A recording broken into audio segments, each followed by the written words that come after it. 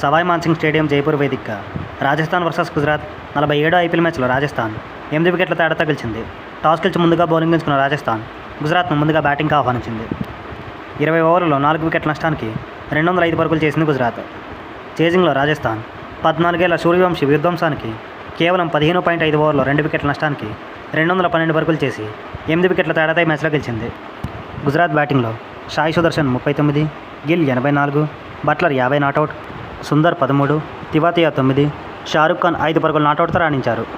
రాజస్థాన్ బౌలింగ్లో తీక్షణ 2, సందీప్, ఆర్చర్ ఒక్కొక్క వికెట్ దక్కించుకున్నారు. రాజస్థాన్ బ్యాటింగ్లో 14 ఏళ్ల సూర్యవంశీ కేవలం 35 బాల్స్లో సెంచరీ కొట్టి 38 బాల్స్లో 101 పరుగులు చేసి అవుట్ అయ్యాడు. ఐపీఎల్లో అతి తక్కువ బాల్స్లో సెంచరీ కొట్టిన రెండో ప్లేయర్గా సూర్యవంశీ నిలిచాడు. అతి తక్కువ బాల్స్లో సెంచరీ కొట్టిన యంగెస్ట్ ప్లేయర్గా సూర్యవంశీ నిలిచాడు. జైస్వాల్ 70 నాటౌట్, రియాన్ పరాగ్ 32 నాటౌట్తో రాణించారు. గుజరాత్ బౌలింగ్లో రషీద్ ఖాన్, ప్రసిద్ధ్ కృష్ణ ఒక్కొక్క వికెట్ దక్కించుకున్నారు. మ్యాన్ ఆఫ్ ది మ్యాచ్గా సూర్యవంశీ నిలిచాడు.